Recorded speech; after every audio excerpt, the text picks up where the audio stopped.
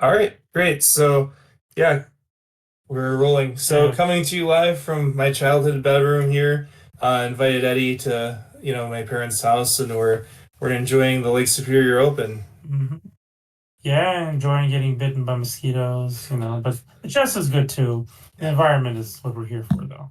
Yeah, The environment. mosquitoes, that's part of the lake. The lake Yeah. draws the mosquitoes. That's how it works. Yes, and we're here to analyze the chess game by Robert Donahue with white versus Chris Weber with black. All right. Okay.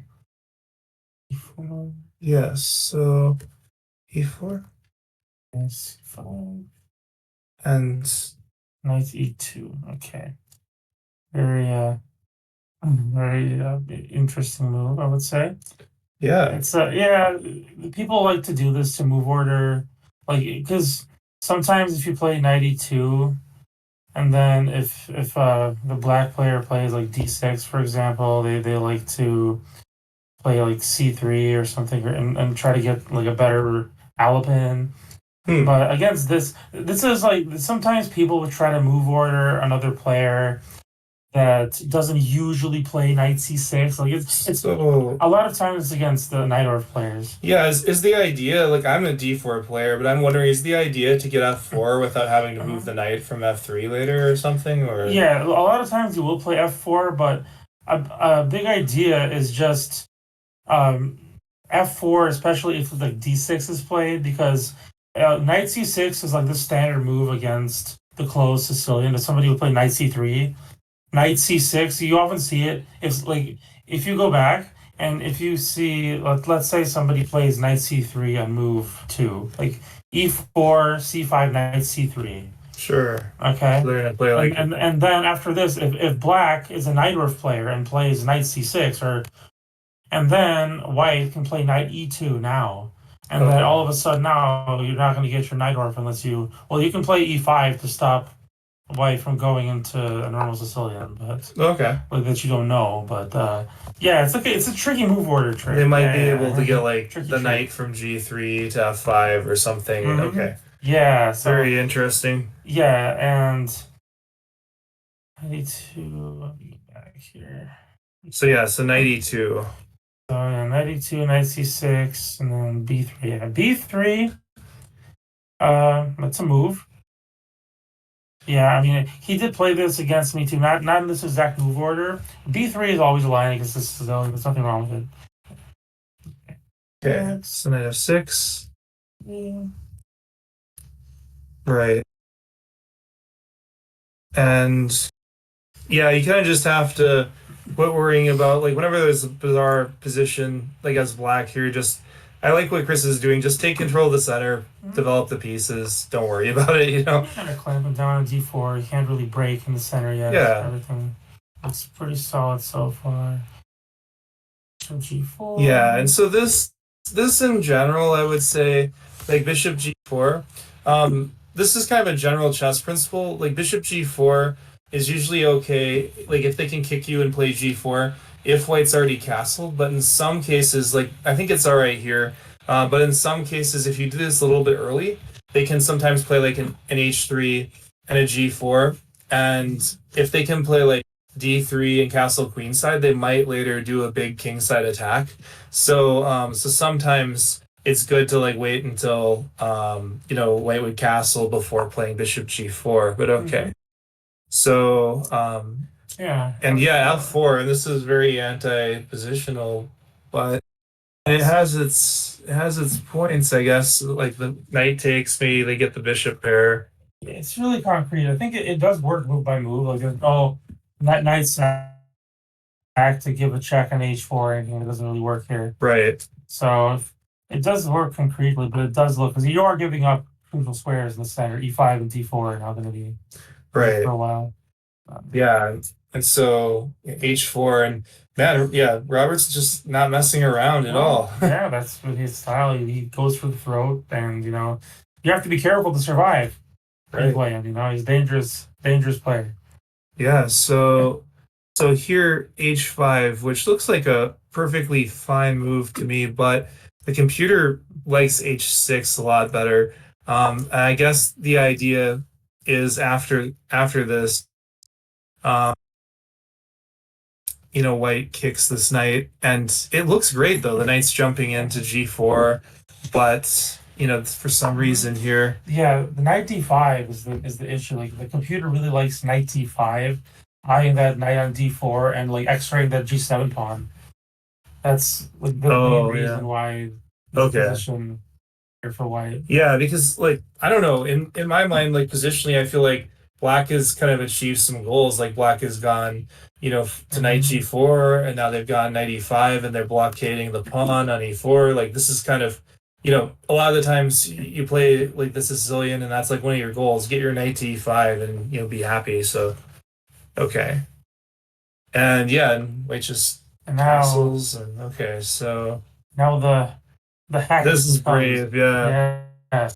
Bishop takes g5, trying to punish white for extending all their pawns in the castling on the same side. Yeah. But so the computer's not a big fan of it, says that the sack wasn't great, but I think it was practical.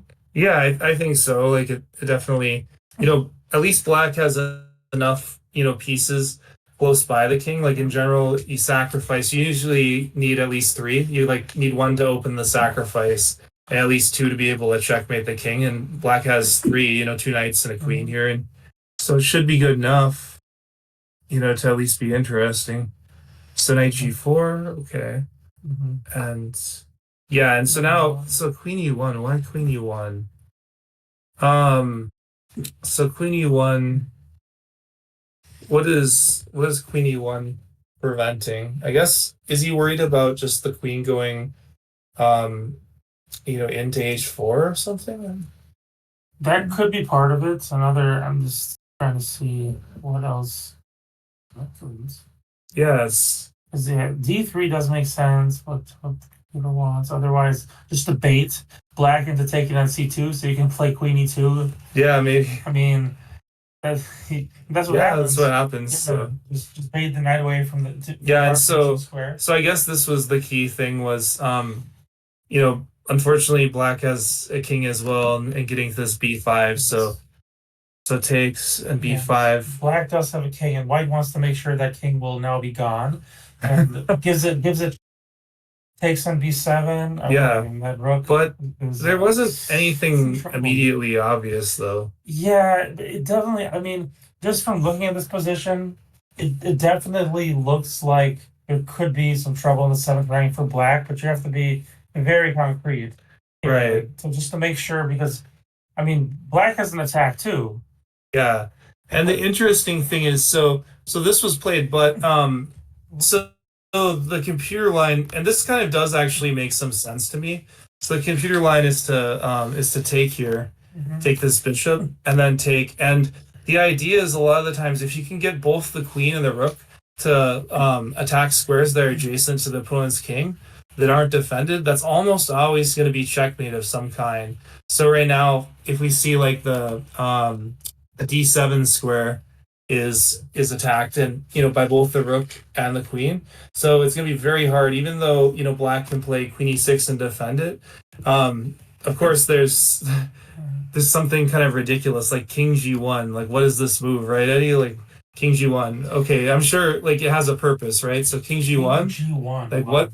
So yeah, the idea of queen g1 is just so you can eventually take on g4 without having the tempo check. Yeah, the rook and HA, but this is a move like. So this is definitely a computer line. It's so if somebody plays king g1 against you in an over the board game, you go over and call the orbiter. Yeah, after a move like that. Yeah. This looks like something I'd see in Chicago, maybe. Okay, so what's okay? So we kick the queen because now the queen has to move away from the checkmating square, and after queen d8, yeah, again, just mate in slow motion.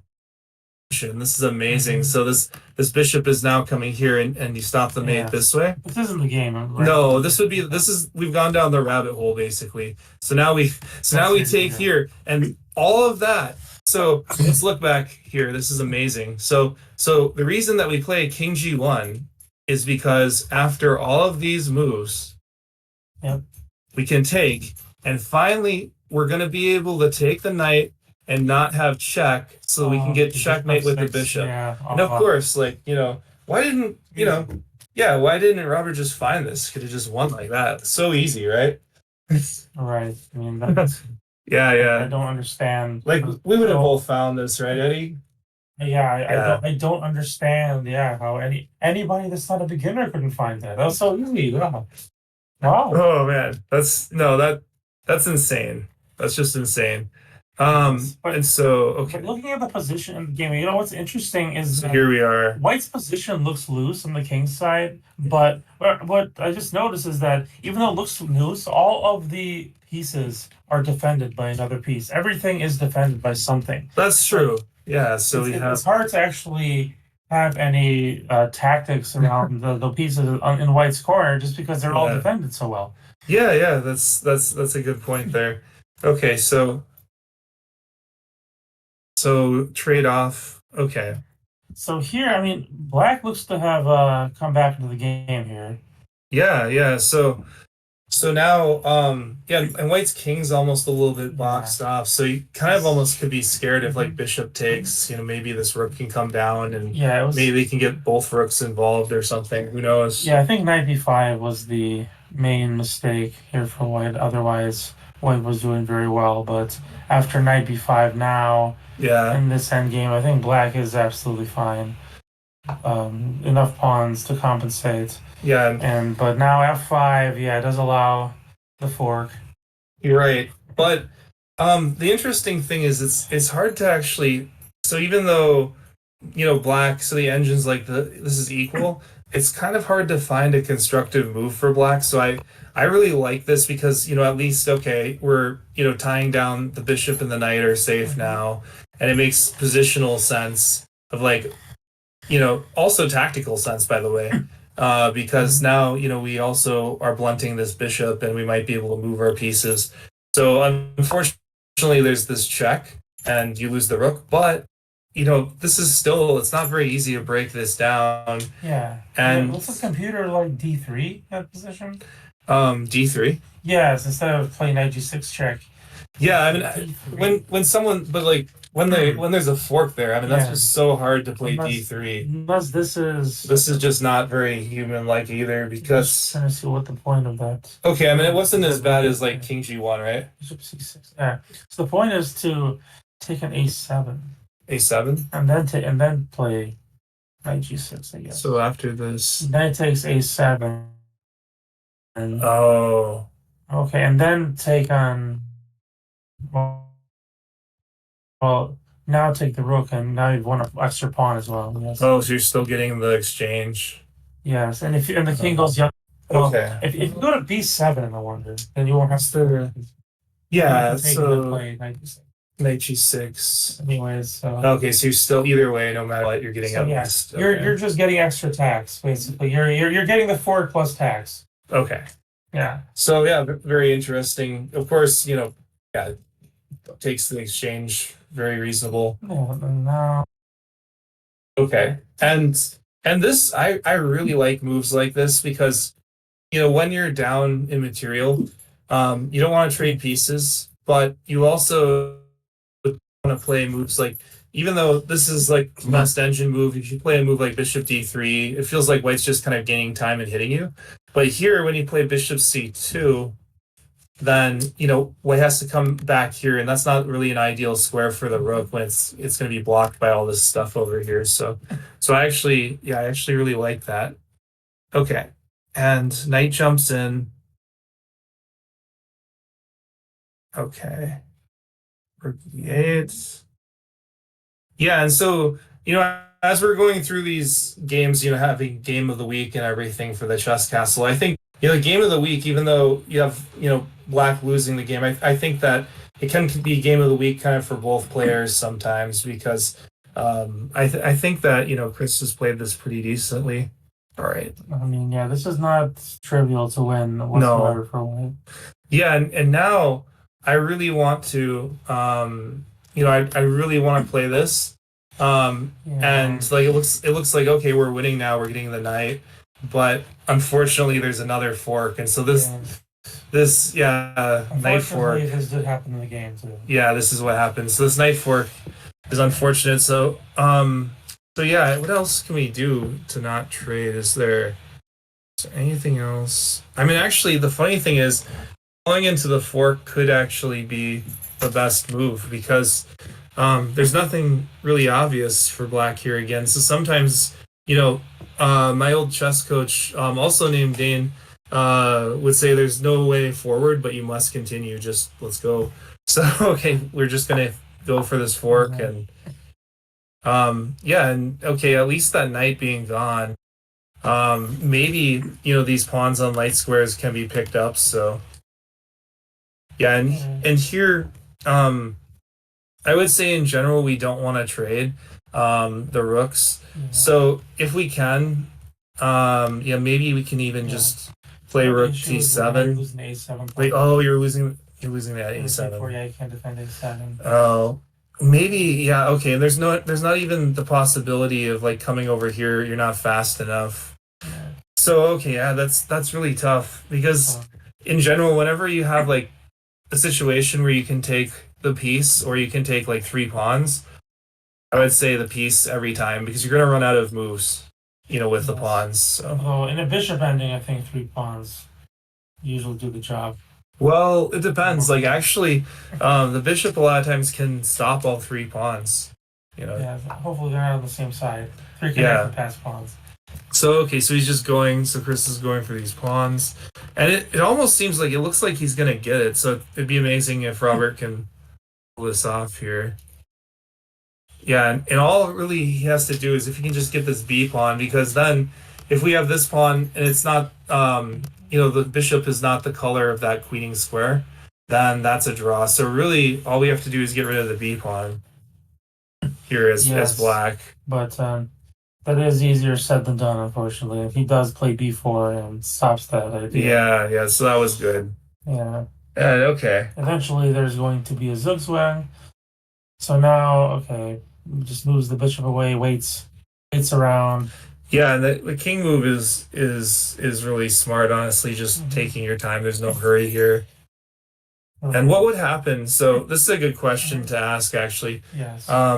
Just what would happen if they move their king? Because you can just take the pawn. Actually, yeah. Now the pawn is. And if we go this way, then the pawn just goes. Yeah, go up. That's unfortunate. Yes, but f4 was good. You can't take on f4 because then king takes on b4, and that's going to be a very easy draw. Yeah. So now you're just going to blockade that. Right. Yeah, you're going to blockade the g3 square and make sure that black's pawns can't. They're not going to be able to queen as long as the king is watching over them. But now you have one more bishop move, and yeah, black is put into zugzwang and eventually have to move the king away from the pawns. And now the pawns are marching down the board.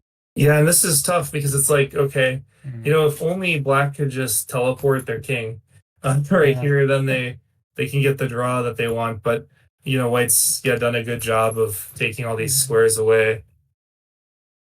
And and here Robert just finds a really nice move just to prevent black from getting in. That is a nasty move. Yeah.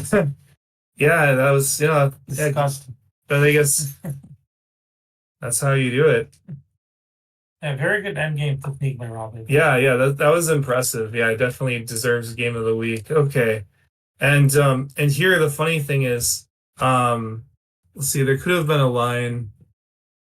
There could have been a line also where like let's say here, what you have to do, as white, I feel like this is your opportunity, your golden opportunity to show you can checkmate with two bishops. You have to do it. Yeah, and as by the timestamps on this game, if you're looking at our daily broadcast on the Chess Castle website, you will see how much time Robert still had this position. He had plenty of time to play with two bishops. So. Yeah, exactly. Yeah. But okay. So yeah, so again, that's the end of the game. But let's just go back. That was that amazing line though. So this King G1. if we could go back and just look at that one more time, that was just that just shows the difference between like humans and computers, right? It showcase how powerful computers are compared to us. Yeah. Yeah, because we think okay, so knight b5 that looks like fairly normal, but it just it drops the advantage, and I thought Robert played this game really really well, but it's just amazing like to be able to find all of this. I think even a super GM, I don't think a super GM. I mean, I'm not qualified to make this I guess statement, but like King G1, just so that later on it's amazing, and then okay, and then here you can take on G4, Yeah. so like something like this, and just bam, and yeah, that's yeah, that was amazing. So every once in a while, I mean, that's the benefit of analyzing these games, anyways, is to be able to just see stuff like this every once in a while and just say like, wow. I mean, maybe folks like us might not find this kind of thing. No, that's why it's interesting sometimes to analyze correspondence games as well, just to see ideas the computers come up with, or not even correspondence, maybe just like engine games in general, to see all of these disgusting ideas that these computers come up with that some people would never even like consider. Like there are some computer lines that I've seen in my games too that I'm like, well, I think even if on my best day, after drinking 24 Red Bulls, I would never even consider this move. Like there's no way, and because it's just why would I play this? I'm just wasting time. I'm playing on the other side of the board. Like all the action is over here. Sometimes the computer move is like playing a move on the other side of the board, where and then like 15 moves later, that move makes sense, and you have like a winning endgame all of a sudden because you pushed the pawn. Yeah, A couple squares, 50 moves before that. Those computers, man, they're so very, very talented. yeah, so in general, in general though, I think that both these players like had their moments in this game, and definitely Chris didn't go down without a fight either, so it was a good victory. All right, so I think fighters in this section. it's getting fairly late here, so we're probably gonna want to wrap this up. But definitely, like, thanks for tuning in to Game of the Week, and have a good day. Yep, we'll see you next time. Bye. Bye.